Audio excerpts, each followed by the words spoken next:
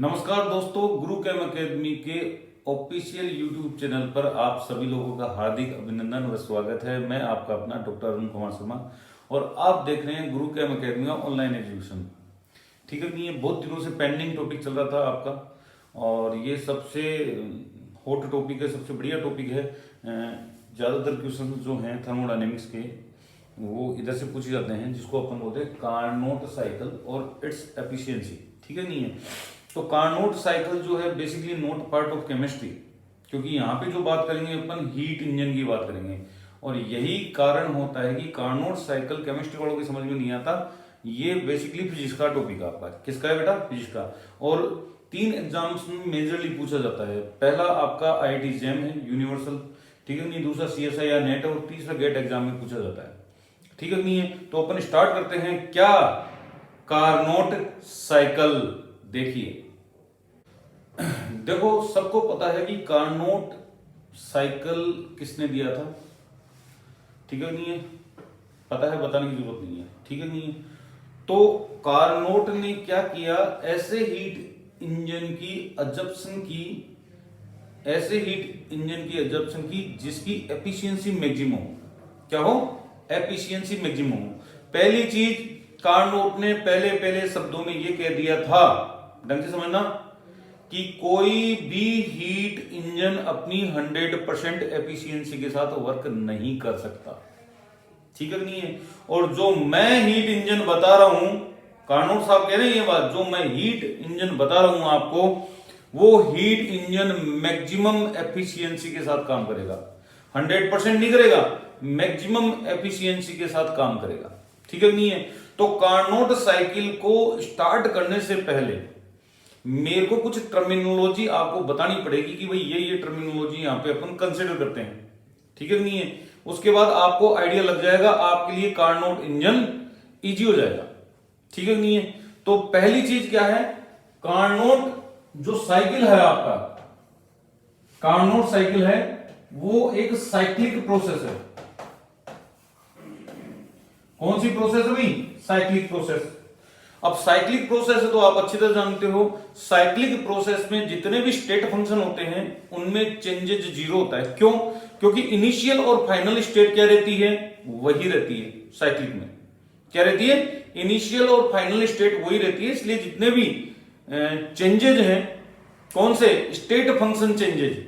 जैसे आप बात करो, एंथैल्पी चेंजेस जीरो होगी, इंटरनल एनर्जी चेंजेस जीरो होगी, एंट्रोपी चेंजेस जीरो होगा। ठीक है, नहीं है कोई दिक्कत, कोई समस्या? दूसरा, ये जो कार्नोट साइकिल है वो रिवर्सिबल प्रोसेस है। कैसा है? Reversible process. पता होना चाहिए क्या क्या चीजें हैं इसके अंदर। ठीक है, नहीं है समझ में आई बात? रिवर्सिबल प्रोसेस में हमारे पास टोटल 4 प्रोसेस आएगी। कितनी प्रोसेस आएगी? 4 प्रोसेस। आराम से समझना, 4 प्रोसेस में से 2 प्रोसेस आपकी आइसोथर्मल होगी। कौन सी होगी भाई? आइसोथर्मल होगी। और 2 प्रोसेस आपकी एडियाबैटिक होगी। एडियाबैटिक। ठीक है, नहीं है आइसोथर्मल का मतलब आप बिफोर और आफ्टर का टेम्परेचर सेम करोगे। यहां पे 2 टेम्परेचर मानेंगे, T1 T2, वो दोनों बराबर रहेंगे आपके। ठीक है, नहीं है 2 टेम्परेचर अपन अज्यूम करेंगे, वो दोनों टेम्परेचर क्या रहेंगे? इक्वल रहेंगे, तो वो आइसोथर्मल प्रोसेस है। ठीक है, नहीं है isothermal reversible expansion, isothermal reversible compression, 2 process है। और इसी प्रकार से एडियाबैटिक। तो एडियाबैटिक में अपन क्या करते हैं, जो अपना हीट चेंजेज है वो जीरो मानते हैं। क्या मानते हैं? हीट चेंजेज जीरो, यानी कि हीट का एक्सचेंज नहीं कर सकता। कौन? सिस्टम। कहां से? सराउंडिंग से। समझ में ही बात? बिल्कुल सिंपल है।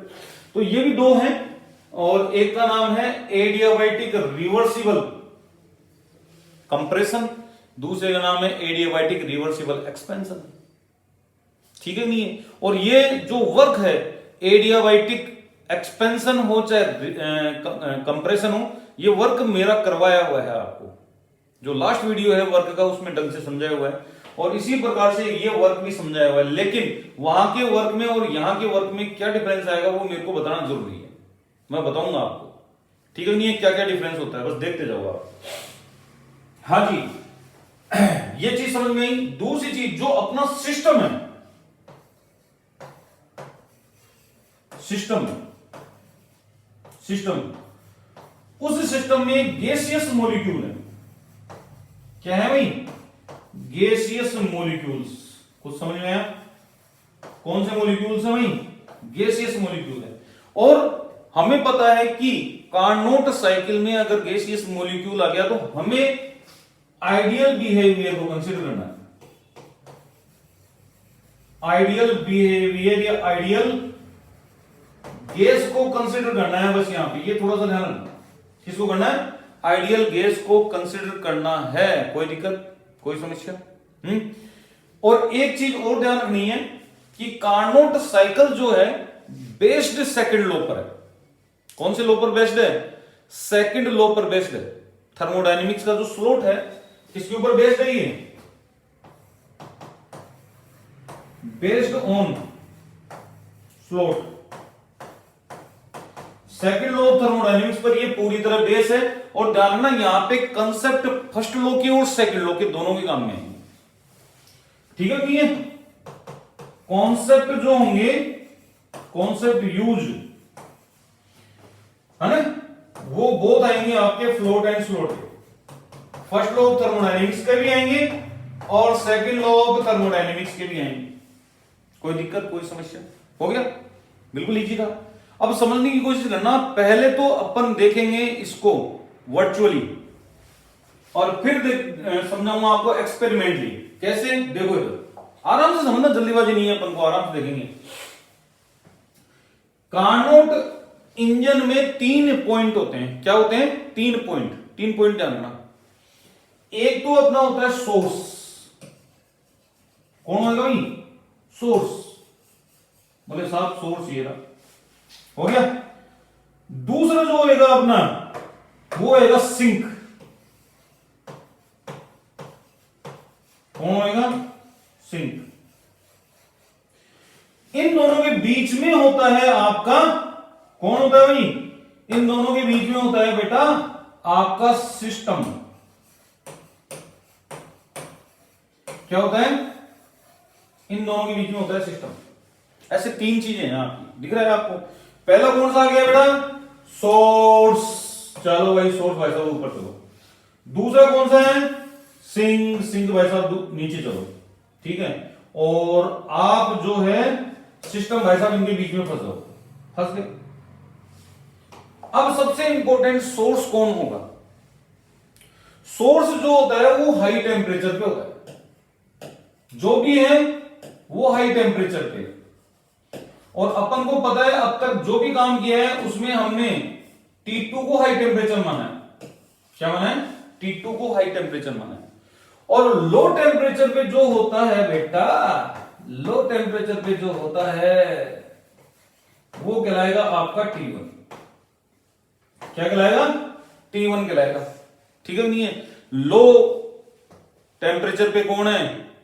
आपका सोर्स, जिसका टेम्परेचर अपन ने T2 बोला है। और लो टेम्परेचर पे कौन है? टेम्परेचर T1, सिंक कहलाएगा। ठीक है? नहीं है? ये हीट रिजर्वायर की तरह होते हैं दोनों के दोनों। ठीक है? नहीं है? तो इसमें क्या होता है? सोर्स को जब सिस्टम के कांटेक्ट में लाया जाता है तो आपको पता है टेम्परेचर डिफरेंस, और टेम्परेचर डिफरेंस के कारण जो एनर्जी ट्रांसफर होती है उसको हम हीट बोलते हैं। मैं क्या कह रहा हूं? एनर्जी क्या कह रहा हूं मैं? ढंग से सुन लेना अच्छी तरह। मैं कह रहा हूं जो टेम्परेचर डिफरेंस के कारण जो हीट फ्लो होती है, एनर्जी फ्लो होती है एक सिस्टम से दूसरे सिस्टम में या एक पॉइंट से दूसरे पॉइंट में, वो फ्लो जो है वो हीट कहलाती है। तो साहब सोर्स ने इसको दे दी Q2 हीट। कितनी दी है? Q2 heat. क्या दे दी? Q2 हीट दे दी। उसके बाद सिस्टम ने जितना काम किया कर लिया। बाकी की जो वेस्ट हीट है, रिजेक्टेड हीट है, जो हीट उसके काम की नहीं है, रिजेक्टेड हीट बोलेंगे उसको, वो रिजेक्टेड हीट किसको दे दी इसने? सिस्टम ने वो दे दी इसको Q2, Q1।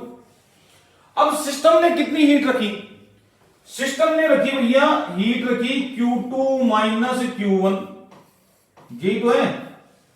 तो हीट रख के क्या करेगा, हीट रख के क्या करेगा, आउटपुट, सीधा सा कंसेप्ट है, आउटपुट करेगा क्या, आउटपुट के रूप में क्या लेगा, वर्क डन। क्या लेगा, वर्क डन। और इसी वर्क डन को अपन को कैलकुलेट करना है कि ये वर्क डन कितना हुआ है। समझ में आई बात, बिल्कुल क्लियर है, डायग्राम समझ में आया ये वाला। सोर्स जो था हाई टेम्परेचर पे था, सिंक था लो टेम्परेचर में था, जैसे ही सोर्स को सिस्टम के संपर्क में लाए, हीट क्या हुई, फ्लो हुई, हीट फ्लो हो गई Q2, हीट इसने एब्जॉर्ब कर ली, किसने, सिस्टम ने। ठीक है नहीं है, सिस्टम ने अपना काम किया, बच गई जो हीट, लो टेम्परेचर पे जो सिंक था उसको ट्रांसफर कर दी, रिजेक्टेड हीट। जितनी हीट रखी, कितनी रखी, Q2 माइनस Q1 ही तो रखेगा, उससे क्या करवाया, वर्क डन। और वर्क डन को ही कैलकुलेट करना है किसके द्वारा, कार्नोट साइकिल के द्वारा। किसके द्वारा, कार्नोट साइकिल के द्वारा। समझ में आई।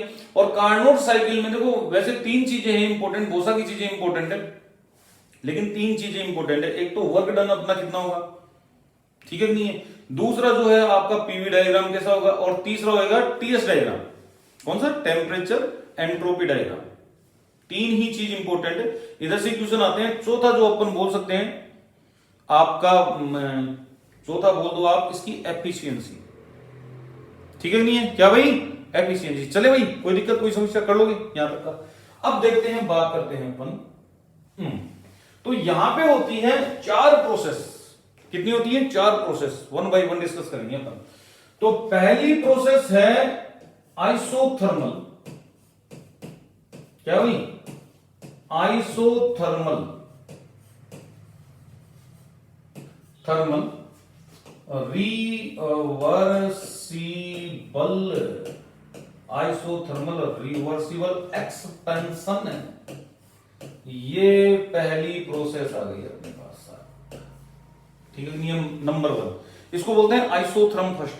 क्या बोलते हैं बेटा, आइसोथर्म फर्स्ट के नाम से जानी जाती है। बोलो तो बोलो, नहीं तो चलेगा काम अपना, कोई दिक्कत बड़ी बात नहीं। इसमें क्या होता है, गैसीय सिस्टम लेंगे तो गैसीय सिस्टम ये ना,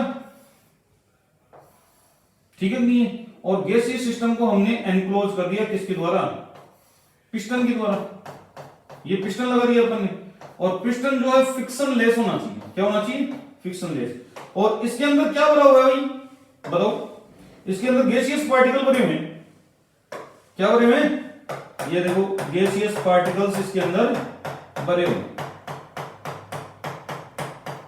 और इस टाइम जो अपन देख रहे हैं, इस टाइम पे हमने यहां पे पॉइंट आउट किया, इस टाइम पे क्या क्या पॉइंट किया, इस टाइम पे हमने पॉइंट आउट किया V1 इसका वॉल्यूम, P1 इसका प्रेशर, और T1 इसका टेम्परेचर। तीन चीजें हमने क्या की, गौर फरमाई, ये तीनों चीजों पर जोर दिया। ये आपकी क्या कहलाएगी, इनिशियल स्टेट। क्या कहलाएगी बेटा, इनिशियल स्टेट, इनिशियल स्टेट। कोई दिक्कत, कोई समस्या हुई, इनिशियल स्टेट। और जैसे ही हमने इस अपने सिस्टम को, देखो आराम से समझना बेटा, बस यही तो है खास बात, आप समझोगे तभी आपको कहानी मिलेगी, पूरी की पूरी समझ में आएगी। ये रहा अपना कॉपी का ऑप्शन, और ये कर दिया वेस्ट, वेस्ट, ये कर दिया वेस्ट, कर दिया। तो हमने क्या किया इसके साथ, हमने किया आइसोथर्मल रिवर्सिबल एक्सपेंशन। तो करवाते हैं अपन आइसोथर्मल रिवर्सिबल एक्सपेंशन। तो हम क्या करेंगे, इसको हीट देंगे।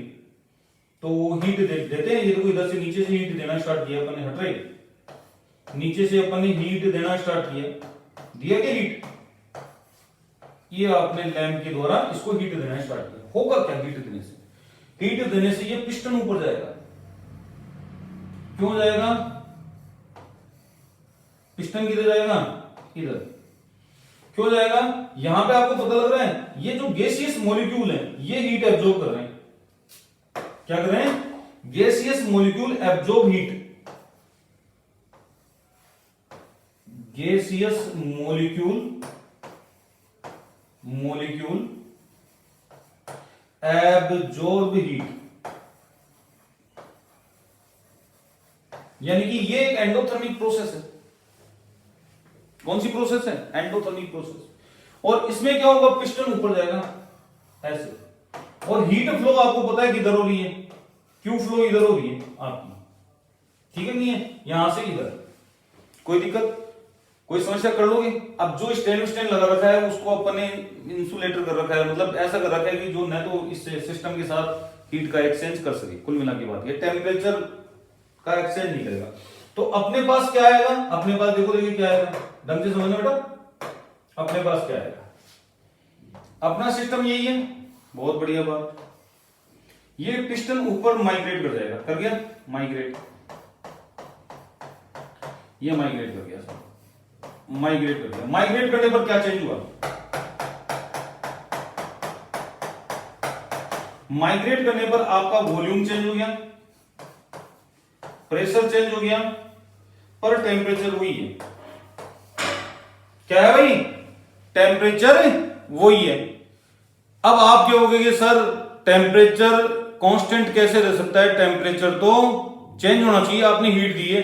भैया हीट टेम्परेचर का क्या लेना देना है, ठीक है नहीं है, उससे कोई नहीं है। अपन ने आइसोथर्मल प्रोसेस लिया है, कोशिश ये करेंगे कि इस सिस्टम का टेम्परेचर चेंज नहीं हो, चाहे हीट अपन दे दें इसको।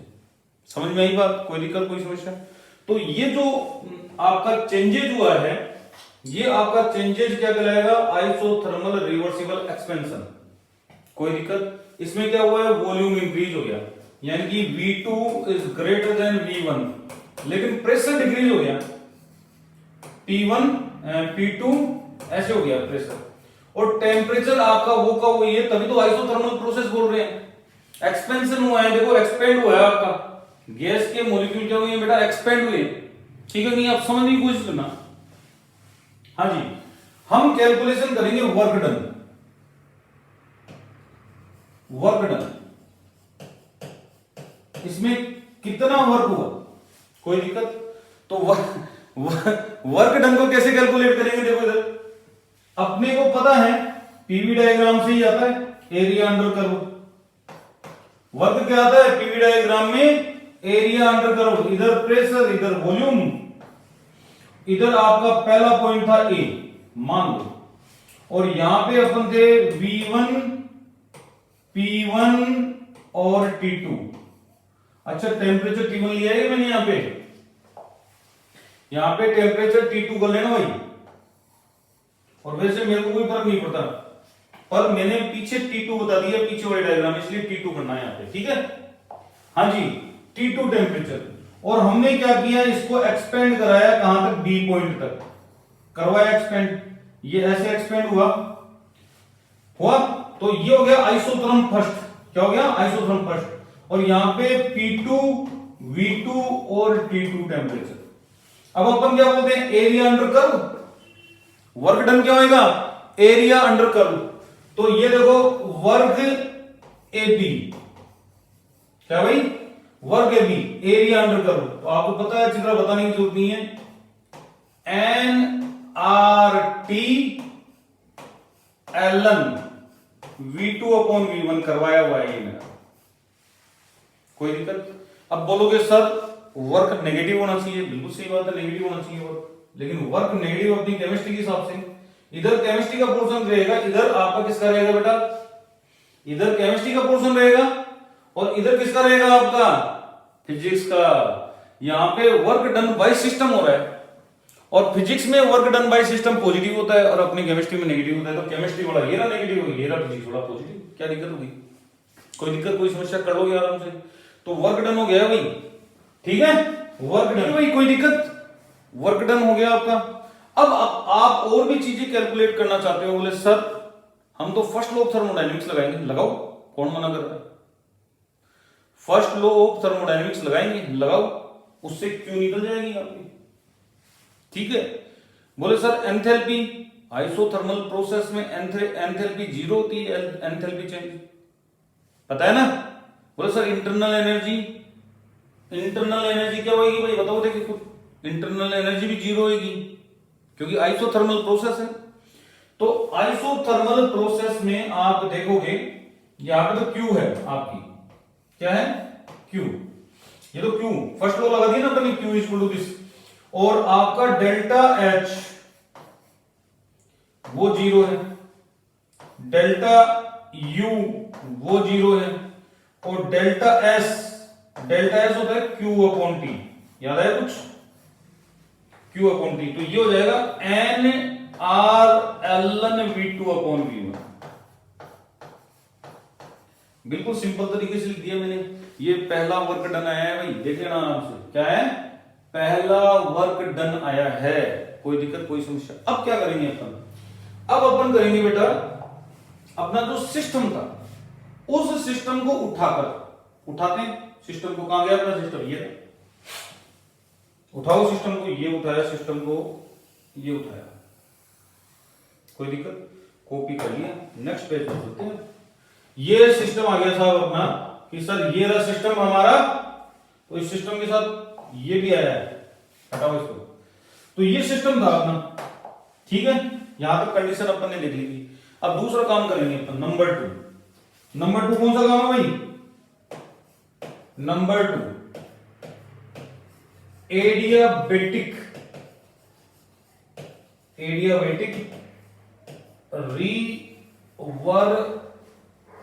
Reversible expansion. क्या भाई? एडियाबेटिक रिवर्सिबल एक्सपेंशन करवाएंगे अपन। तो इसमें क्या होगा? कुछ नहीं है, इसमें कुछ भी नहीं होता, टेंशन मत लो आप। हाँ, इसको कायम रखेंगे अपन, इसको अपन एडियाबेटिक कंडीशन में रख देंगे। कायम रख देंगे, इंसुलेटर में एडियाबेटिक कंडीशन में रख देंगे। ये साफ एडियाबेटिक कंडीशन में हमने इसको रख दिया। एडियाबेटिक कंडीशन में क्या होगा? एडियाबेटिक कंडीशन में क्या होगा भैया? एडियाबेटिक कंडीशन में होगा हीट का एक्सचेंज नहीं होगा, हीट चेंज नहीं होगी आपकी, हीट का एक्सचेंज बंद। तो हो रहा क्या है? एक्सपेंशन का मतलब क्या हो गया आपका? ये ऊपर जा रहा है भाई साहब पिस्टन, आप हीट भी नहीं दे रहे फिर भी पिस्टन ऊपर जा रहा है, तो इसका मतलब ये एनर्जी कहां से ला रहा है? बताओ देखिए। तो एनर्जी निकालता है ये इंटरनल एनर्जी में से। कहां से निकालता है? इंटरनल एनर्जी में से निकालता है। एनर्जी निकालेगा इंटरनल एनर्जी से, क्या दिक्कत होगी? निकाल सकता है, ठीक है नहीं है? और जब इंटरनल एनर्जी में से अगर ये एनर्जी निकाल रहा है इंटरनल एनर्जी में से, तो इंटरनल एनर्जी किसका फंक्शन होती है? टेम्परेचर का। तो temperature going down to T1, temperature going down to T1।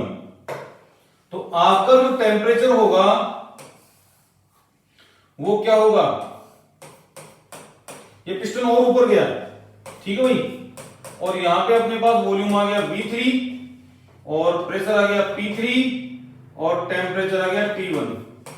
और बस जो यहां पे ध्यान देने वाली बात ये है कि ये जो T1 टेम्परेचर है वो किससे ज्यादा है, किससे कम है? T2 से कम है। यानी कि टेम्परेचर डिक्रीज हो गया। और टेम्परेचर क्यों डिक्रीज हुआ है आप लोगों को सबको पता है, बताने की जरूरत ही नहीं है, ठीक है, कोई दिक्कत? तो आप इसमें फर्स्ट लॉ ऑफ थर्मोडायनामिक्स लगाओगे तो कोई फर्क नहीं पड़ेगा, आराम से लगाओ फर्स्ट लॉ ऑफ थर्मोडायनामिक्स। देखो आराम से चलते। एडियाबैटिक कंडीशन है, ध्यान रखना, एडियाबैटिक रिवर्सिबल एक्सपेंशन है। पिस्टन ऑटोमेटिक ऊपर गया है, ऊपर जाने के लिए एनर्जी कहां से लाएगा? इंटरनल एनर्जी में से। इंटरनल एनर्जी किसका फंक्शन होती है? टेम्परेचर का। इंटरनल एनर्जी में कम होने का मतलब टेम्परेचर में कमी होना।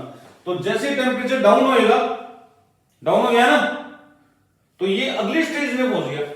कौन सी स्टेज में पहुंच गया? अगली स्टेज में। लेकिन इसका हमें वर्क की कैलकुलेशन करनी जरूरी है, इसकी वर्क की कैलकुलेशन करेंगे। तो देखो इधर, ये वाली थी कैलकुलेशन अपनी, ये वाली की थी अपन ने वर्क की कैलकुलेशन पहले वाली की। अब इसकी भी करते हैं अपन। देखो अपन सी पॉइंट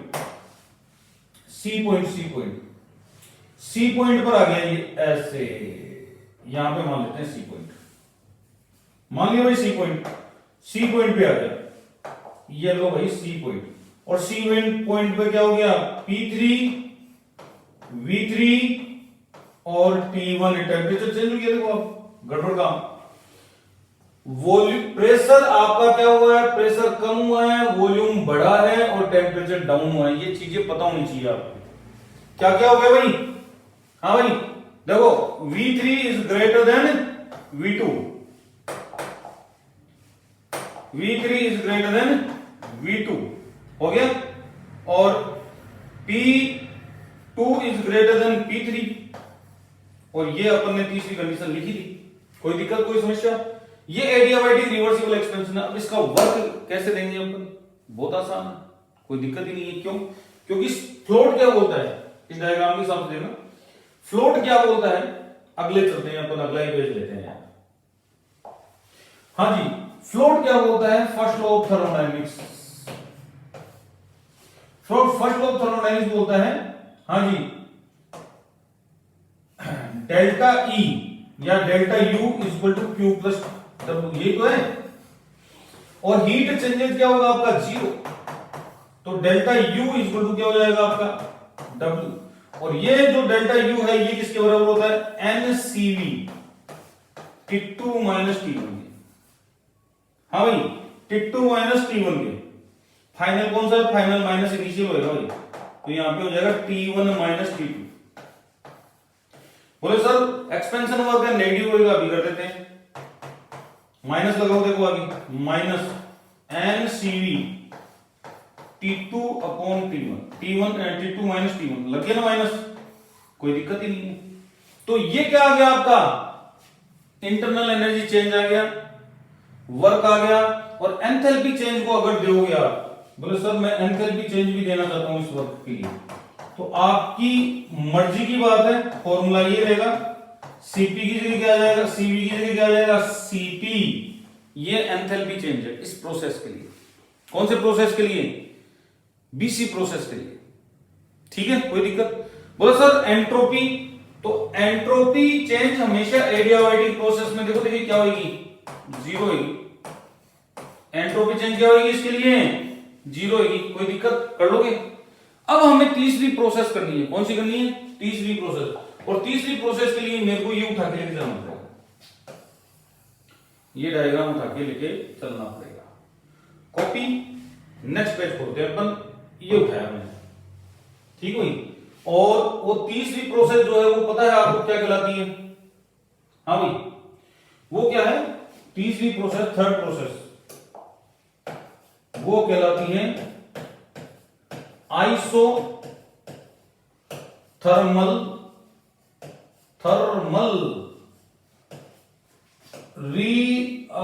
रिवर्सिबल एक्सपेंशन की जगह कंप्रेशन आएगा। कंप्रेशन, कुछ समझ में आया भाई? बिल्कुल इजी सा कंसेप्ट है। क्या कोई दिक्कत? कर लोगे आराम से। आइसोथर्मल रिवर्सिबल कंप्रेशन, इसमें क्या होगा? इसमें हम रखेंगे इसको सिंक के संपर्क में।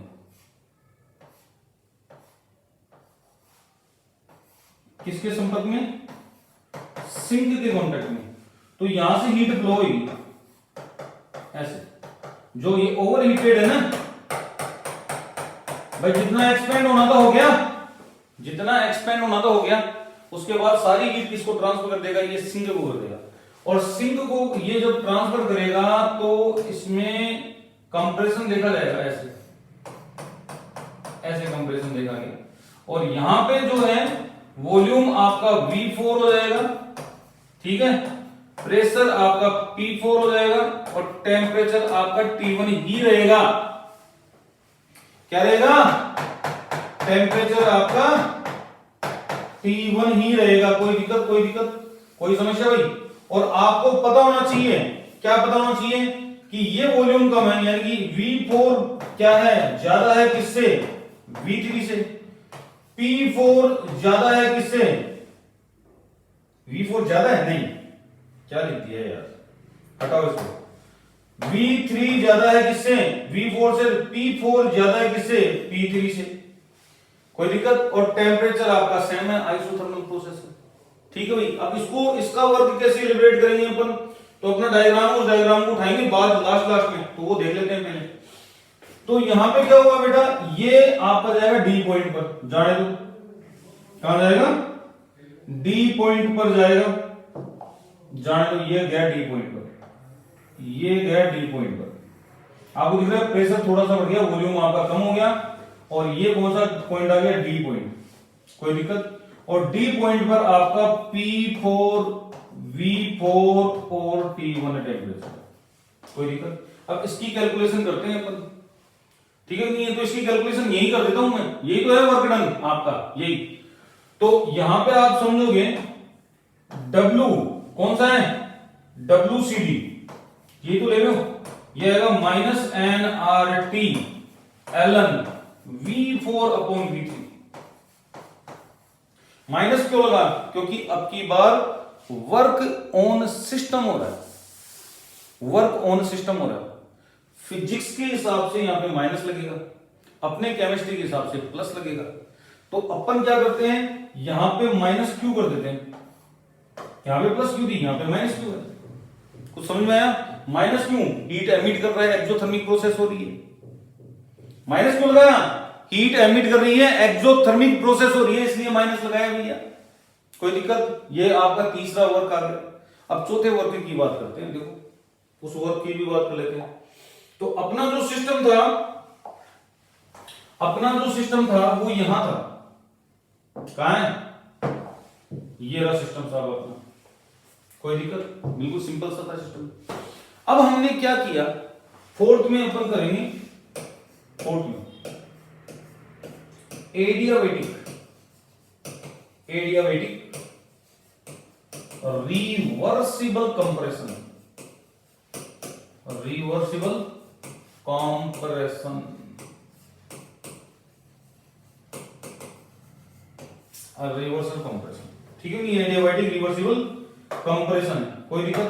अब हमें क्या करना है, इसको कायम में रखेंगे, इसको अपन रखेंगे वही इंसुलेटर में, इसको क्लोज कर दो, हीट का एक्सचेंज बंद करो, हीट का एक्सचेंज बंद करो, हीट का एक्सचेंज क्या कर रहे हैं, बंद कर रहे हैं। और ये पिस्टन नीचे आएगा अपनी जो सबसे पहले वाली स्टेज थी वहां पे, कहां पे, देखो यहां पे आ जाएगा साहब, ये आ गया अपनी पहली वाली स्टेज पर आ गया, जिसका वॉल्यूम V1 था, प्रेशर P1 था और टेम्परेचर आपका T2 था। टेम्परेचर बढ़ जाएगा, क्या बढ़ेगा, टेम्परेचर राइज करेगा, क्या करेगा, टेम्परेचर राइज करेगा, क्यों, एक्सोथर्मिक प्रोसेस है, अंदर की अंदर, बाहर से हीट नहीं ले रहा, ये एक्सोथर्मिक प्रोसेस है, सॉरी ये पिस्टन नीचे जाएगा, हीट निकालेगा, हीट यहीं तो रहेगी, एक्सोथर्मिक हो गया ना एक तरीके से, ठीक है, ये तो टेम्परेचर आपका राइज होगा, क्लियर है, कोई दिक्कत? तो ये प्रोसेस हो गया। आप इसका वर्क यहीं कैलकुलेट कर देते हैं बेटा, इसका वर्क यहीं कैलकुलेट कर देते हैं। तो अपन डायग्राम भी तो देखेंगे वो वाला, ये वाला डायग्राम भी तो देखना अपन को। तो इस डायग्राम में अपन कहां से कहां गए, यहां से यहां गए, तो ये कौन सा वर्क आ गया आपका, डीए वर्क। तो डीए वर्क क्या है, चेक करो, ये कौन सा वर्क था, वही फ्लोट लगेगा यहां पे वापस। तो अपन क्या निकालेंगे, डब्ल्यू डीए, डीए वर्क, कोई दिक्कत कोई समस्या? डीए वर्क जो है आपका एनसीवी, T2 माइनस T1 ही रहेगा, final minus initial, T2 final है, ये इनिशियल है, कोई दिक्कत कोई समस्या? ये वर्क हो गया, कर लो ये आराम से। और डेल्टा एस अभी भी 0 है, और डेल्टा एच चाहिए भैया, ये आपका डेल्टा यू है, और डेल्टा एच चाहिए, डेल्टा एच चाहिए तो आपका N CP T2 minus T1, कोई दिक्कत ही नहीं है, कर लोगे आराम से। तो मैंने चारों वर्क आपको समझा दिए हैं। अब जरूरत है अपन को नेटवर्क की। किसकी बात करेंगे, नेटवर्क की। जो फाइनल वर्क होगा आपका, ये देखो डब्ल्यू नेट, और डब्ल्यू नेट होगा डब्ल्यू ए बी, डब्ल्यू क्या था आगे, B C, W C D और डब्ल्यू डी ए, ये 4 वर्ग थे अपने, ठीक है नहीं है? इसकी वैल्यू थी N R T L N V2 upon V1, ठीक है भाई।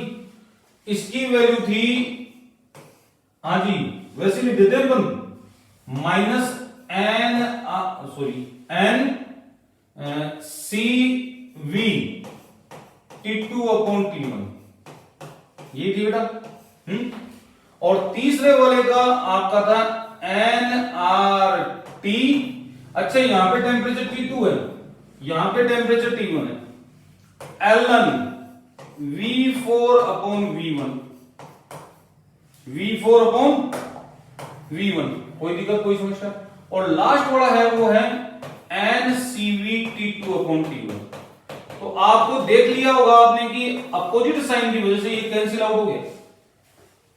तो अपने पास डब्ल्यू नेट क्या है,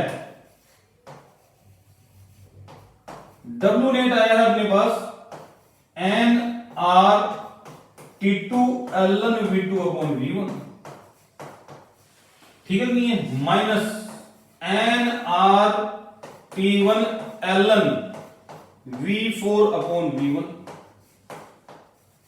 पोजीशन इक्वेशंस लगाने के बाद हमें पता लगा कि यहां पे V2 upon V1 equal to V4 upon V3, क्या भाई V3, कोई दिक्कत। तो हमने क्या किया, इसको भी V2 अपॉन V1 में ही कन्वर्ट कर लिया। तो अपने पास नेटवर्क क्या आ रहा है NRT2, हाँ जी इसको कर लिया ना अपने convert, ln V2 upon V1 minus NRT1 ln, हाँ जी V2 अपॉन V1। जो चीज कॉमन है वो निकाल लो, बाकी छोड़ दो, हाँ जी NR आ गया, हाँ जी यहां पे क्या आएगा T2 माइनस T1, ठीक है, ln V2 अपॉन V1, ये आ गया आपके पास डब्ल्यू नेट। और इस इक्वेशन से आप क्या कर सकते हो, कोई भी न्यूमेरिकल सोल्व कर सकते हो, कोई भी न्यूमेरिकल सोल्व कर सकते हो इस इक्वेशन से। अभी तो हमें और भी चीजें देखनी है बेटा, और भी चीजें देखनी है, ठीक है नहीं है। डब्ल्यू नेट आ गया, तो डब्ल्यू नेट की बात आपके सामने हो गई है। अब बात करते हैं अपन नंबर 2 पर, सेकंड नंबर पर अपन बात करते हैं बेटा डेल्टा एस नेट पर कि एंट्रोपी चेंज जो होगा इस साइकिल का। तो मैं आपको पहले भी बता चुका हूं, जीरो होता है, क्या होता है, जीरो होता है। लेकिन फिर भी कई लोगों के दिमाग में चलती रहती है, बोले नहीं सर जीरो नहीं होगा। तो मैं बता देता हूं आपको, देखो इधर आपकी पहली टर्म में जो आया था वो आया था N R ln V2 upon V1, यही तो आया था पहली टर्म में। और दूसरी टर्म में जो आएगा, दूसरी में तीसरी में, दूसरी में जीरो, चौथी में जीरो एडियाबैटिक में, और ये तीसरी में आया था, क्या आया था माइनस एन आर ln, हाँ जी V4 अपॉन V3। तो अपन स्टेट इक्वेशन लगा के इनको बराबर कर चुके, ये दो कर चुके ना, तो इसका मतलब ये दोनों कैंसिल, तो रिजल्ट क्या आएगा डेल्टा एस नेट जीरो, सही है। डेल्टा यू नेट क्या आएगा भाई जीरो, बिकॉज आप सोचो ये डेल्टा यू तो था, कैंसिल कर दिया तो जीरो। और डेल्टा एच, अगर डेल्टा यू आपका नेट जीरो है तो डेल्टा एच नेट भी जीरो होगा, करके देख लो, minus N CP T2 minus T1, और यहां पे आएगा plus N CP T2 minus T1, ये दोनों तो जीरो होते ही हैं सूत्र में। इसका मतलब ये वाला आपके पास गणित आ गया पूरा, तो डब्ल्यू नेट आ गया आपके पास, ठीक है नहीं है। और डायग्राम भी बहुत बढ़िया आया अपने पास, देखो इधर पीवी डायग्राम, आप डायग्राम को समझना, डायग्राम समझ लोगे तो सारा काम हो जाएगा।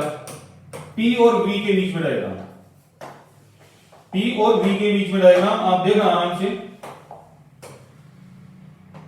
ए पॉइंट, बी पॉइंट, और ये आपका सी पॉइंट, और ये डी पॉइंट हो गया। A point, B point, C point और डी पॉइंट, कोई दिक्कत। और आप पहले गए यहां पे, फिर गए यहां पे, फिर गए यहां पे, और फिर गए यहां पे, साइकिल चल रहा है ऐसे, साइकिल चल रहा है ऐसे, बन गए आपका, कोई दिक्कत, ये कार्नोट साइकिल है। और इसका जो अपन ने निकाला है डब्ल्यू नेट, वो एरिया अंडर कर्व है। और कौन सा एरिया, ये अंदर वाला एरिया, ये डब्ल्यू नेट निकल के आया आपके पास। डब्ल्यू नेट कितना निकल के आया है, वो निकल के आया है N R T2 minus T1 ln V2 upon V1, ये निकल के आया हुआ, ठीक है नहीं है, कोई दिक्कत, कर लोगे, बिल्कुल इजी था। अब अपन चलेंगे टीएस डायग्राम के ऊपर। किसके ऊपर चलेंगे बेटा? टेम्परेचर और एंट्रोपी चेंजेस पर। कहां पे चलेंगे? एंट्रोपी चेंजेस पर। चले भाई, तो यहीं लिख लेते हैं, यहीं पे समझा देता हूं क्या दिक्कत होगी। ये देखो, ये रहा, ये कौन सा डायग्राम है? टी, और ये कौन सा डायग्राम है? एस। बाकी के डायग्राम में स्क्रीन पे समझाऊंगा और आपको एफिशिएंसी वगैरह सब मैं टैब स्क्रीन के ऊपर समझाऊंगा। बस यहां तक का डायग्राम, यहां तक का आपका मेरा साथ रहेगा, बाकी का सारा आपको टैब स्क्रीन पे समझाऊंगा। देखो आराम से समझो। तो आपने क्या किया? ए स्टार्ट किया। क्या किया? ए में आपने देखा कि टेम्परेचर कांस्टेंट है, तो टेम्परेचर को छेड़छाड़ी नहीं करनी है आपने। बी तक आइसोथर्मल, यानी कि आइसोथर्म फर्स्ट। क्या भाई? आइसोथर्म फर्स्ट, ठीक है नहीं है? फिर आपने देखा कि टेम्परेचर गिर गया। टेम्परेचर गिरा है भाई, गिरा है कि गिरा? नीचे जा रहा है, टेम्परेचर गिर रहा है, ठीक है नहीं है? टेम्परेचर गिर रहा है, तो टेम्परेचर गिरेगा तो सी पॉइंट आएगा आपका, और ये कराएगा area wait, area wait waits first, ठीक है? अब आप फिर देखोगे टेम्परेचर फिर कांस्टेंट है डी पॉइंट तक। डी पॉइंट तक आपका टेम्परेचर फिर क्या है? कांस्टेंट है, टेम्परेचर चेंज नहीं हुआ, आइसोथर्मल प्रोसेस है। इसको आइसोथर्म सेकंड बोलेंगे, आइसोथर्म सेकंड। और फिर आप देख रहे हो कि आपका टेम्परेचर बढ़ना स्टार्ट हुआ, बढ़ गया, इसको बोलेंगे एरिया वेट, एरिया सेकंड। ये टीएस डायग्राम में एग्जाम पूछे जाते हैं। अब करता क्या है वो? टी यहां टिकाता है, एस यहां टिकाता है, पी यहां टिकाएगा, बी यहां टिकाएगा। तो वो आपको करना आना चाहिए। कोई दिक्कत, कोई समस्या? ठीक है नहीं है? हाँ, यहां तक मैंने समझा दिया है, आगे का मैं ऑन स्क्रीन या ना टेबलेट वाले स्क्रीन के ऊपर समझा रहा हूं, ठीक है नहीं है? आ जाओ फिर वहीं पे। हाँ जी, आपको अब तक आइडिया लग गया होगा कि अपने पीवी और एसटी डायग्राम किस प्रकार से आएंगे, ठीक है नहीं है? ये डायग्राम आपके पास बने हुए हैं, इनको गौर से देख लो आप। ये तो आपका ए पॉइंट है, और ए पॉइंट से अपन कहाँ गए हैं भाई? बी पॉइंट गए हैं, गए कि नहीं गए? और इसमें आपकी क्यू ऐड हुई है, क्यू ऐड हुई है, और वो क्यू ऐड हुई है वो Q2 है, आपको बताया था मैंने शुरुआत में, ठीक है? और यहाँ पे Q0 है, बताने की जरूरत नहीं है क्योंकि एडियाबाइटिक है। और यहाँ पे जो है वो Q रिलीज हुई है। क्या हुई है? Q रिलीज हुई है, रिलीज हुई है ना? और ये Q1 है, आपको शुरुआत में बताया था। और उसके बाद ये जो डी पॉइंट है उससे आपको कहाँ जाना पड़ेगा? ए पर जाना पड़ेगा। ये एडियाबेटिक प्रोसेस है। तो इसमें 4 प्रोसेस होती है, 2 आइसोथर्म है, 2 एडियाबेट है। और इसी प्रकार से हमने एसटी डायग्राम भी देखा था या टीएस डायग्राम भी देखा था, ठीक है कि नहीं है? अब देखो आप गौर से समझना कि हमने पहला वर्क ये निकाला, सेकंड वर्क ये निकाला, थर्ड वर्क ये निकाला, फोर्थ वर्क ये निकाला, और इनसे अपन ने नेट वर्क निकाल लिया। अगर मान लो कि 20 अपन ने दी है, क्यू हॉट का मतलब क्या होता है? क्यू एच का मतलब क्या होता है? हॉट। और क्यू सी का मतलब क्या होता है? कोल्ड, है ना? तो हॉट तो सोर्स होता है और कोल्ड कौन होता है? सिंक होता है। तो अपने पास डब्ल्यू नेट ये निकल के आया था। यहां पे अपन ने इक्वेशन काम में ली थी एक, वो कौन सी ली थी अपन ने काम में? वो काम में ली थी V2 upon V1 equal to V4 upon V3, ठीक है? तो आपने डायग्राम वो देखा होगा, एक इक्वेशन TV गामा -1 बराबर कांस्टेंट। उस इक्वेशन को यूज में लेते हुए हमने ये रिलेशनशिप दिया था। क्लियर है? कोई दिक्कत, कोई समस्या? अब आपको आइडिया लग गया होगा कि जो वर्क डन है वो बची हुई हीट का ही आएगा। क्यों आएगा? देखो इधर, इसका वर्क और इसका वर्क तो 0 है, यानी कि ये वर्क और ये वर्क तो कैंसिल हो गया। तो इन दोनों से मिलकर ही तो बना हुआ है वर्क। या तो आइसोथर्मल रिवर्सिबल एक्सपेंशन और आइसोथर्मल रिवर्सिबल कंप्रेशन, इन दोनों से तो मिलकर बना हुआ है वर्क। ये देखो, इन दोनों से मिलकर बना हुआ है भाई। ये दोनों तो कैंसिल आउट हो गए, क्यों दिमाग लगा रहे हो आप? और फाइनली ये जो आया है वो 2 वर्क का रिजल्टेंट है, ठीक है नहीं है? तो इस प्रकार से अपन इसके न्यूमेरिकल वगैरह सोल्व कर सकते हैं। नेक्स्ट अपन देखेंगे एफिशिएंसी। क्या देखेंगे बेटा? एफिशिएंसी, एफिशिएंसी चेक करेंगे अपन। एफिशिएंसी, तो कभी भी एफिशिएंसी जब चेक करनी हो तो हमें एक ही चीज पता है कि कितना बाहर निकला और कितना दिया था, यानी आउटपुट डिवाइडेड बाय इनपुट, ये एफिशिएंसी है। तो अपने पास डब्ल्यू नेट निकल के आया और आउटपुट दिया था अपन ने Q2, क्या दिया था Q2, कोई दिक्कत। और डब्ल्यू नेट आपको पता है NR T2 माइनस T1, ठीक है, T2 माइनस T1, और आप बोल सकते हो इसको ln V2 अपॉन V1, कोई दिक्कत, डिवाइडेड बाई Q2, Q2 की वैल्यू लिखेंगे अपन यहाँ पे भैया, NR T2 ln V2 upon V1, सब कैंसिल हो जाएगा, क्या आ जाएगा T2 minus T1 divided by T2, इसको अपन बोल सकते हैं Q2 minus Q1 divided by Q2,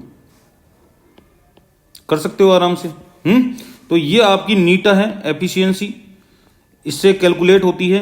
पर ये ध्यान रखना रिवर्सिबल हीट इंजन के लिए है, ये किसके लिए, रिवर्सिबल हीट इंजन के लिए, रिवर्सिबल हीट इंजन के लिए एफिशिएंसी, हीट इंजन के लिए, ठीक है। कई बार क्या करता है वो कुछ इस टाइप का करवाता है, मैं बता रहा हूं आपको। आप जैसे ये वाली इक्वेशन ले रहे हो T2 upon T1, T2 minus T1 upon T2, ये तो ले रहे हो, is equal to Q2 minus Q1 upon Q2, ठीक है नहीं। Q2 यहाँ पे QH है, ध्यान रखना, हॉट, और Q1 है QC, कूल, क्लियर है, हॉट कूल का भी ध्यान रखना है थोड़ा सा। हाँ जी, तो अपन इसको डिवाइड कर देते हैं T2 upon T1, T2 upon T2 minus T1 upon T2 हो गया, और ये हो गया Q2 upon Q1, Q2 upon Q2 और Q1 अपॉन Q2, ठीक है। तो ये कैंसिल हो गया, 1 हो गया, ये 1 minus T1 T2 is equal to 1 minus Q1 Q2 हो गया भाई।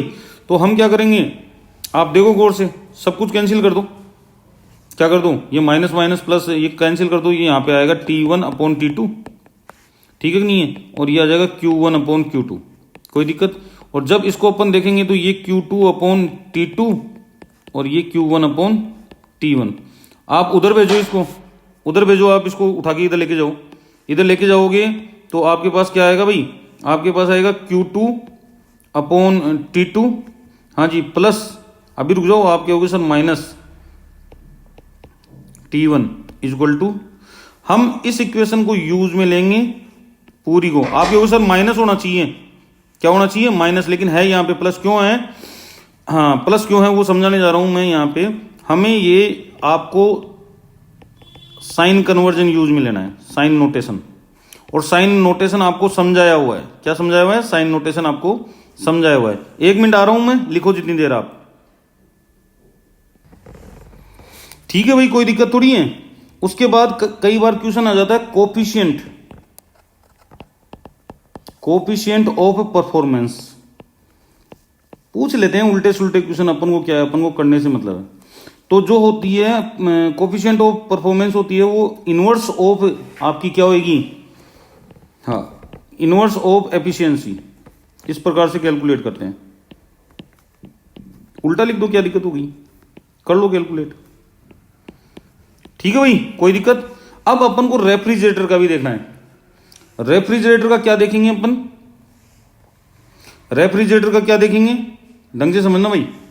रेफ्रिजरेटर में उल्टा कार्यक्रम होता है आपके हीट इंजन के, क्या होता है, उल्टा काम होता है। Refrigerator is a device in which heat is absorbed by a working fluid from lower temperature region, यानी कूल बॉडी से अपन एब्जॉर्ब करेंगे, है ना, और work done on fluid by surrounding and heat is rejected to high temperature region, उल्टा काम करेंगे। यानी कि ये अपनी हॉट बॉडी है T2 और ये अपनी कूल बॉडी है T1। तो अपन यहां पे जो अपना सिस्टम है रेफ्रिजरेटर क्या करता है, वो यहां से हीट एब्जॉर्ब करता है, Q1 हीट एब्जॉर्ब, नहीं समझ में आई, और जो काम करना है वो कर लेगा, उसके बाद ये इसको हीट रिलीज करेगा, तो Q2 heat release, heat reject या रिलीज कुछ भी बोल दो आप, ठीक है। और फिर वर्क डन होता है, क्या होता है, वर्क डन होता है, यानी कि फ्लूइड करेगा वर्क, है ना, सराउंडिंग। तो यहां पे क्या होता है, आप पता है अपन को T2 is greater than T1 और Q2 is greater than Q1, चीज वही है, लेकिन यहां पे फ्लो रिवर्स हो रहा है आपका। क्या हो रहा है? रिवर्स हो रहा है। समझ में आ गई? तो इनपुट कितना है? Q1, और वहां पे इनपुट क्या था? वहां पे इनपुट क्या था? Q2। दोनों में फर्क है, ठीक है कि नहीं है? इसमें इनपुट क्या है? Q1। तो फॉर्मूला वही रहेगा आपका Q2 माइनस Q1 एफिशिएंसी का, डिवाइडेड बाई यहां पे Q1 आएगा। नहीं समझ में आई बात? और ध्यान रखना, हाँ, ये थोड़ा सा आपको ध्यान में रखना है कि आपने लोअर हीट नीचे रखी है, लोअर हीट नीचे रखी है, क्लियर है? और यहां पे हाइयर माइनस लोअर ही हो रहा है, कोई दिक्कत वाली बात नहीं है। और इसका कोफिशिएंट आप वही कोफिशिएंट जब निकालोगे तो 1 अपॉन नीटा निकालोगे, तो यहां पे Q1 अपॉन, हाँ जी, क्या हो जाएगा? Q2 माइनस Q1, या अपन बोल सकते हैं T1 is equal to T1 divided by T2 minus T1। तो इसका मतलब ये हो गया कि कुल मिला के अपने पास कहानी क्लियर हो गई। कहानी क्या क्लियर हुई है? हाँ भाई, T hot minus T cool upon T hot, समझ में आई? या Q2 माइनस, यही Q हॉट ले लो चाहे आप चाहो तो, Q2 की जगह Q hot minus Q cold divided by Q hot. ये तो एफिशिएंसी किसकी? हीट इंजन की, हीट इंजन की, कोई दिक्कत। और जैसे ही आप Q हॉट माइनस ये T hot minus T cool divided by T cool, या फिर आप करोगे Q hot minus Q cool divided by Q cool, ये जो एफिशिएंसी आई है ये रेफ्रिजरेटर की है। किसकी है? रेफ्रिजरेटर की है। कोई दिक्कत, कोई समस्या? और आपको ध्यान रखना, रिवर्सिबल हीट इंजन होता है ना, हाँ जी, reversible heat engine, reversible heat engine, engine जो होता है उसमें आपको पता रखना है T2 minus T1 divided by T2 is equal to क्या होएगा? Q2 upon Q1 divided by Q2, ये होता है। और अगर इरिवर्सिबल है आपका, तो ये जो T2 upon T1 upon T2 ये हमेशा ग्रेटर होगा किससे? Q2 minus Q1 upon Q2 से। कोई दिक्कत, कोई समस्या? तो इसका मतलब ये हो गया कि जो अपन ने इक्वेशन बनाई थी Q2 upon T2 plus Q1 upon T1, जिसको अपन साइन कन्वर्जन के साथ लेना था, वो रिवर्सिबल हीट इंजन के लिए लगेगा। और अगर इसकी वैल्यू ग्रेटर देन जीरो है, इसकी वैल्यू क्या है? ग्रेटर देन जीरो है, लेस देन जीरो है, दिख रहा है? लेस देन जीरो है, तो ये इरिवर्सिबल हीट इंजन के लिए होगा। किसके लिए? ये वाला कंसेप्ट, इरिवर्सिबल हीट इंजन। कोई दिक्कत, कोई समस्या? अब आपको पता है अच्छी तरह क्लासियस इनइक्वालिटी वाला कंसेप्ट लगता है, ठीक है कि नहीं है? तो अपन को याद होना चाहिए ये चीज कि यहां पे लिख देता हूं मैं, ये दिख रहा है आपको? Entropy change for cyclic process is zero, ठीक है कि नहीं है? और entropy process for irreversible, reversible के लिए जीरो, साइक्लिक रिवर्सिबल के लिए जीरो। किसके लिए? ये साइक्लिक रिवर्सिबल के लिए जीरो, साइक्लिक इरिवर्सिबल के लिए जीरो नहीं होती है। ये इंपॉर्टेंट है भैया, यहां पे गच्चा खा जाते हैं, ध्यान रखना ये चीज, क्लियर है? उसके बाद देखोगे आप कार्नोट साइकिल में हमने नीटा देख लिया है। क्या देख लिया है? नीटा अपन ने चेक कर लिया है, वो T2 अपॉन T1 आएगा divided by T2 1 minus T1 upon T2।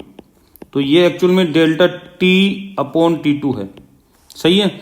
अगर मान लो कि आपका एक टेम्परेचर कांस्टेंट है, तो पहला केस करते हैं अपन, when T1 is constant, T1 is constant, ठीक है कि नहीं है? तो नीटा प्रोपोर्शनल किसके होएगा? T2 के, ये ध्यान रखना। नीटा किसके प्रोपोर्शनल होएगा? T2 के प्रोपोर्शनल होएगा। दूसरा काम, अगर मान लो कि T2 ही कांस्टेंट है, T2 ही आपका कांस्टेंट है, तो नीटा इनवर्सली प्रोपोर्शनल टू T1 होगा, ये ध्यान रखना आप। और तीसरा, अगर इनका डिफरेंस कांस्टेंट है, अगर डिफरेंस कांस्टेंट है, तो नीटा जो है वो T2 के इनवर्सली प्रोपोर्शनल होगा। किसके इनवर्सली प्रोपोर्शनल होगा? T2 के इनवर्सली प्रोपोर्शनल होगा। इसका मतलब समझते हो आप? कि जब आप T2 को बढ़ाओगे तो एफिशिएंसी बढ़ेगी पहले वाले केस में, और अगर आपने T1 को बढ़ाया तो एफिशिएंसी कम होगी, और तीसरे वाले केस में अगर T2 को बढ़ाया तो एफिशिएंसी कम होगी। कोई दिक्कत ही नहीं है, ठीक है नहीं है। आप इसके न्यूमेरिकल जब भी करो, आप जब न्यूमेरिकल इसके करो तो आपको थोड़ा सा ध्यान रखना है कि आपको थोड़ा सा क्या ध्यान रखना है कि आपको न्यूमेरिकल करते समय आपको टेम्परेचर जो है वो केल्विन में लेना है। काय में लेना है? केल्विन में। केल्विन में लिए बिना मत कर देना, नहीं तो क्वेश्चन गलत हो जाएंगे। तो मैं यहाँ पे क्वेश्चन दे रहा हूं आपको, आप करके देखना। एक क्वेश्चन मैं समझाऊंगा आपको, कि आपको एफिशिएंसी चेक करनी है। आपका वर्क हो रहा है 100 to 300 डिग्री सेंटीग्रेड के बीच में, 200 से 500 के बीच में, एक मैं करके बता दूंगा आपको, है ना। और 100 से 300 के बीच में, 400 मान लो, क्या मान लो, 400 के बीच में वर्क, ठीक है कि नहीं। ऐसे कोई से भी दो टेम्परेचर आपको दे सकता है, वो डजंट मैटर अपन को, ठीक है कि नहीं है। 200 से 500 की, 200 से 400 के बीच में कोई भी दे सकता है। या ऐसे मान लो कि 123 से 223 के बीच में, या 323 के बीच में डिग्री सेंटीग्रेड, ठीक है भाई। कोई दिक्कत, कोई समस्या? तो अपन कर सकते हैं आराम से, बिल्कुल इजी है, ठीक है। तो अपन ये छठा वाला समझा रहा हूं मैं आपको। तो डिग्री सेंटीग्रेड से केल्विन में कन्वर्ट करने का क्या है भाई? तो T2 तो अपने पास मिल गया 323 प्लस 273, तो ये कितना आ गया भाई? 600 केल्विन। और आपका T1 क्या आया? T1 आया 123 प्लस 273, कितना आ गया? 400 केल्विन। तो अब फॉर्मूला क्या है नीटा का?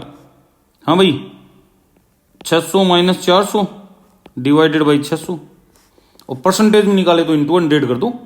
तो ये 200 डिवाइडेड बाई 600 यानी कि 2/6 आ गया, ठीक है कि नहीं है। 2/6 को कैलकुलेट करोगे आप तो 0.3 और 0.33 के आसपास इसकी एफिशिएंसी आ गई। तो कर सकते हो, ऐसी कोई दिक्कत वाली बात नहीं है। एफिशिएंसी की क्वेश्चन आप बड़ी आसानी से कर सकते हो, ठीक है नहीं है। एंट्रोपी चेंज भी कर सकते हो आप, एंट्रोपी चेंज भी देख सकते हो, क्योंकि एंट्रोपी चेंज का फॉर्मूला यही था अपना, net is equal to NR ln V2 upon V1। ये तो है एंट्रोपी चेंज का, कोई दिक्कत ही नहीं है। अब थोड़ी सी ग्राफ की कहानी अपन देख लेते हैं, ठीक है। तो अपन ने बहुत सारे के ग्राफ देखने हैं, ठीक है। तो मैं यहाँ पे बना के दूंगा आपको, आप बस चेक करते रहना। जैसे T और S के बीच में है ग्राफ, तो अपन ने देखा था कि A पॉइंट यहाँ से स्टार्ट होता है, B ऐसे, C ऐसे, और ये D ऐसे। वो 4 पॉइंट आपको याद होने चाहिए। ये ग्राफ है आपका T और S के। और अगर S और T के बीच में आ जाए तो उल्टा कर दे, तो ये A और C और B और D रिप्लेस हो जाते हैं। A और C, B और D रिप्लेस हो जाएंगे, है ना। स्क्वायर ऐसे बनेगा, A B C और D ऐसे चलेगा नहीं। A और C रिप्लेस होते हैं केवल, सॉरी, क्या रिप्लेस होते हैं बेटा? A और C ही रिप्लेस होते हैं। A और C को रिप्लेस कर दो तो ये आपका A हो गया, B C और D। कोई दिक्कत, कर लोगे आराम से। और अगर आपसे, हाँ जी, ग्राफ पूछे वो P प्रेशर, टेम्परेचर या एंथैल्पी या इंटरनल एनर्जी, इनमें से कोई सा ही मान लो, ठीक है कि नहीं है। कोई दिक्कत, कोई समस्या? तो ये ग्राफ इस प्रकार से होगा, A B C और D। ध्यान रखना, आप खुद इसको एक बार इमेजिन करके देखो कि भाई इस प्रकार से होगा कि नहीं होगा।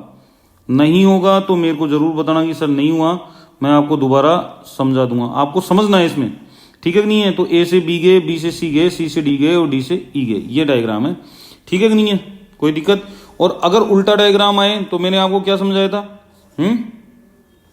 हाँ जी, आप अगर टेम्परेचर और वर्सेज प्रेशर देख रहे हो, या H आ गया या E आ गया, कुछ भी मान लो, एंथैल्पी आ गई, इंटरनल एनर्जी आ गई, कुछ भी आ गई, तो ये नॉर्मल डायग्राम बनेगा ABCD जो बनता है, ठीक है। कोई दिक्कत? कर लोगे भाई? हाँ, ये बिल्कुल उसी तरीके से होएगा, बढ़िया तरीके से आप कर लोगे आराम से, कोई दिक्कत वाली बात नहीं है, इस टाइप का डायग्राम आपका बनेगा। क्लियर है? ऐसे ही वी और टी के बीच में अगर डायग्राम देखोगे आप, वॉल्यूम और टेम्परेचर के बीच में, वॉल्यूम और टेम्परेचर के बीच में, तो देखो इधर ए पॉइंट यहाँ पे आएगा, वॉल्यूम बढ़ा था, याद करो, ठीक है भाई। फिर आपका टेम्परेचर थोड़ा सा बढ़ा था कि नहीं बढ़ा था, फिर आपका वॉल्यूम गिरा था, फिर टेम्परेचर आपका थोड़ा सा क्या हुआ था, गिरा था। तो ये पॉइंट ऐसे डिसाइड होंगे, ऐसे होंगे, ऐसे होंगे पॉइंट, ठीक है भाई। तो ये तो हो गया आपका ए वाला पॉइंट, ये आपका ए से सी वाला पॉइंट हो गया, ठीक है भाई। और कोई दिक्कत, और ये सी से डी वाला पॉइंट हो गया, वॉल्यूम जिसमें गिरा था। और ये आपका कौन सा आ गया, जिसमें टेम्परेचर आपका क्या हुआ था, राइज हुआ था, टेम्परेचर लास्ट वाले में राइज हुआ था या डिक्रीज हुआ था, ये वाला, ठीक है भाई। राइज हुआ था ना, टेम्परेचर बढ़ गया आपका, यहाँ पे टेम्परेचर आपका डिक्रीज हुआ है, ठीक है। इसी प्रकार से आप टी और वी के बीच में देख सकते हो, टी और वी के बीच में। तो पहली वाली प्रोसेस में आपका टेम्परेचर कांस्टेंट, वॉल्यूम क्या हुआ था भाई, हाँ जी, अच्छा टेम्परेचर कांस्टेंट था, लेकिन ये डायग्राम बैठेगा नहीं अपना, फिर भी चलो बिठाते हैं। दूसरे वाले में आप वॉल्यूम लगभग बराबर रहता है, घबराओ मत।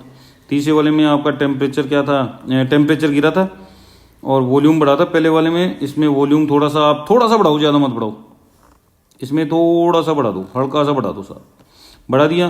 फिर आपका कांस्टेंट है, फिर थोड़ा सा वॉल्यूम आप कम कर दो, इस टाइप का डायग्राम बनेगा ABCD, ठीक है भाई। कोई दिक्कत? ऐसे ही आप डायग्राम देख सकते हो H S, तो H और S का वैसे डायग्राम आएगा जैसे T का आया था, और E का भी वैसे आएगा डायग्राम। तो ये सेल्फ करना है आपको, ठीक है। इसी प्रकार से आप उल्टा डायग्राम देख चुके हैं अपन, बस घुमाने के लिए देगा, वो घुमाने के लिए देगा। ये डायग्राम भी अपन कर चुके हैं, ठीक है कि नहीं है? कोई दिक्कत? और अगर आपसे E या H वर्सेस टेम्परेचर का डायग्राम पूछे तो बहुत प्यारा डायग्राम बनता है इसका। E और H और टेम्परेचर के बीच में यहीं पे घूमेगा पॉइंट, यहीं पे घूमेगा। AB यहाँ है, CD यहाँ है, इधर क्या है बेटा, एडियाबैटिक कंप्रेशन, कंप्रेशन, और इधर क्या होएगा, adiabatic expansion, adiabatic expansion, expansion, ठीक है भाई। डायग्रामों को ध्यान रखना, डायग्राम इंपॉर्टेंट है। फिर आप S और P के बीच में भी दे सकते हो डायग्राम, ठीक है नहीं है? A B C और D दे लेना, S और P के बीच में बना लोगे। नेक्स्ट जो है वो P और S के बीच में, P वर्सेज S, ये भी आपको सॉल्व करना है, P और S के बीच में कर सकते हो। और S और V के बीच में भी आपको खुद ही करना है, S और V के बीच में भी आपको डायग्राम खुद ही करना है। A B C और D करके देखना, आप सबको आइडिया लग जाएगा, ठीक है कि नहीं है? तो भैया कार्नोट साइकिल का मैंने पूरा कंसेप्ट आपको दे दिया है, ठीक है भाई। इस वीडियो में इतना ही है, मिलता हूं नेक्स्ट वीडियो में बहुत जल्दी। नमस्कार, जय हिंद, बाय बाय।